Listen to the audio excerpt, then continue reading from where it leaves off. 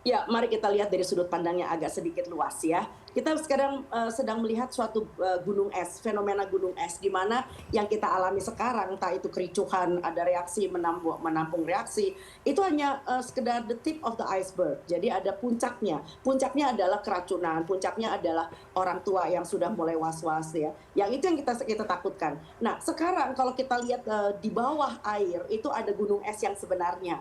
Yaitu apa? Mari kita lihat dari BGN-nya sendiri nih. BGN Badan Gizi Nasional itu sudah kadung punya janji yaitu dari SPPG yang sudah ada orang-orang yang sudah mendapatkan pekerjaan, sudah punya janji dengan para supplier. Kita tahu juga bahwa di luar sana ada SPPG yang juga bagus.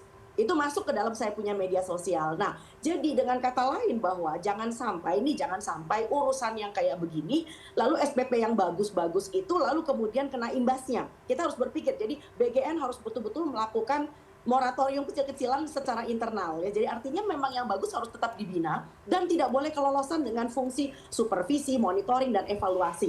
Ini yang kelolosan dari BGN. BGN begitu percaya dengan SPPG lalu kemudian lolos. Nah, kita lihat dari sisi yang lain yaitu masyarakat. Anda lupa bahwa Indonesia itu adalah negara yang sangat apa ya, sangat banyak orang bergunjing ya. Nah, yang kita takutkan adalah tadinya yang orang tua atau penerimaan masyarakat dengan BGN ini, dengan MBG ini adalah sesuatu yang sifatnya hopeful. Kita berharap ya, anak-anak senang gitu ya datang mendapatkan makanan yang nikmat barangkali ya.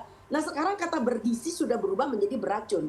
Mari kita lihat sudah dari sudut pandang NLP ya, jadi linguistik ya. Jadi begitu banyak orang tua yang was-was kalau anaknya dapat omprengan ya. Nah, ini bukan suatu hal yang baik untuk suatu program nasional yang mempunyai prioritas ya. Jadi saya ingin banget Pak Prabowo juga bisa memikirkan hal seperti ini bahwa program prioritas nasional tidak boleh lalu kemudian mendapatkan distrust ya atau rasa percaya rakyat yang semakin menurun.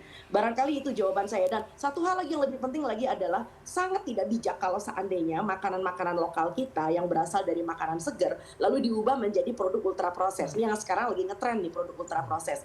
Mengandaikan bahwa produk ultra proses itu jauh lebih aman karena tidak perishable, jadi lebih awet dan sebagainya. Padahal Anda sedang membuat anak-anak Anda menjadi kecanduan ya. Nah, ini akan jangan sampai nanti kita diketawain lagi sama WHO, sama UNICEF gitu ya, sama negara maju. Kembali pada Anda, Caca.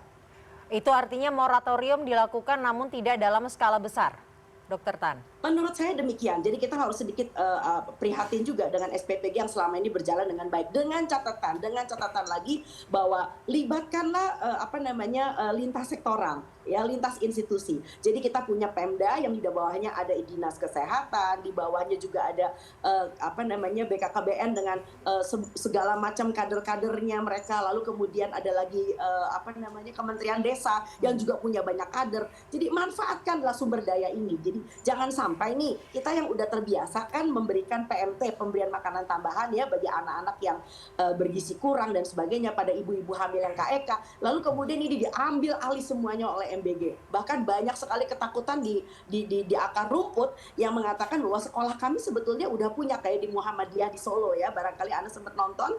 Nah, ada beberapa sekolah-sekolah Muhammadiyah yang sudah mulai ketakutan, katanya sebetulnya dapurnya mau dihentikan lalu kemudian mau diambil alih oleh SPPG. Buat saya ini sama sekali tidak masuk di akal. Dokter